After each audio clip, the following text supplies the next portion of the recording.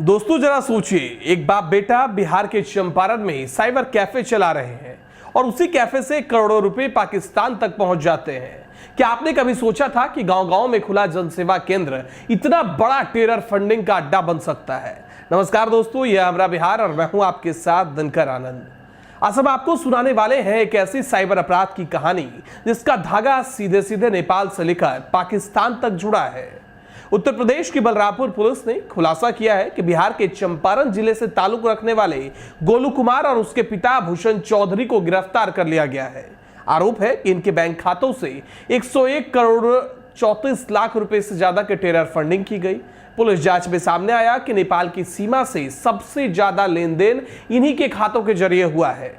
दरअसल इस केस का सिक्का तब उछला जब बलरामपुर के ललिया थाने में पिछले साल एक मामला दर्ज हुआ। उस वक्त इस गिरोह का सरगना सस्पेयर और 4 अन्य आरोपी जेल भेजे गए थे, लेकिन असली चेहरा अब सामने आ रहे हैं। गोलू ने पुलिस को बताया कि वह पूर्वी चंपारण में साइबर कैफे और जन सेवा केंद्र चलाता था। बाहर से एक सामान्य रोजगार, लेकिन इसी के पर्दे के पीछे खेली जा रही थी साइबर ठगी और टेरर फंडिंग की खतरनाक खेल। 2 साल पहले गोलू की पहचान नेपाल के कुछ लोगों से हुई। उन लोगों ने उसे क्रिप्टो करेंसी के बारे में सिखाया, कैसे रुपयों को क्रिप्टो करेंसी में बदलकर बिनांस आईडी के जरिए बाहर भेजा जा सकता है। जल्द ही उसे इसमें मुनाफा दिखा और उसने अपने पिता के नाम से भी आईडी खोलकर ठगी का काम शुरू कर दिया। सबसे चौंकाने वाली बात यह है कि चाइनीज लोन ऐप से ठगी कर निकाले गए करोड़ों रुपए क्रिप्टो करेंसी में बदलकर न सिर्फ नेपाल बल्कि पाकिस्तान तक भेजे गए।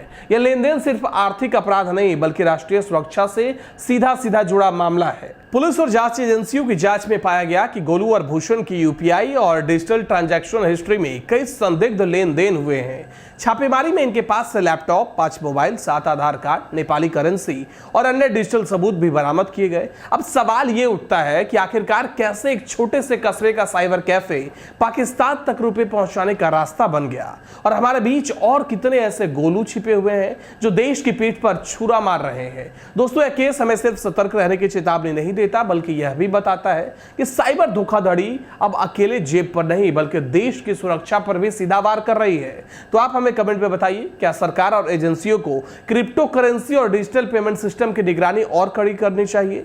दोस्तों, आज की यह खबर सिर्फ एक साइबर अपराध की कहानी नहीं है, ये एक जिम्मेदारी की आवाज है। हम सबको सतर्क रहने की जरूरत है और ऐसे लोगों के खिलाफ सरकार और हम सभी को मिलकर खड़ा होना होगा जो हमारे समाज, देश की सुरक्षा से खिलवाड़ करते हैं। अगर आपको यह वीडियो पसंद आया हो तो इसे जरूर लाइक करें, शेयर करें और हमरा बिहार चैनल को सब्सक्राइब करना ना भूलें। नीचे कमेंट पे अपनी राय जरूर बताएं कि आप क्या सोचते हैं इस मामले के बारे में और कौन कौन से मुद्दे आप चाहते हैं हम आगे लेकर आएंगे। जुड़े रहिए हमरा बिहार के साथ, क्योंकि हमरा बिहार पर हम लाते हैं आपकी जुबानी, आपकी खबरें और आपकी आवाज। धन्यवाद।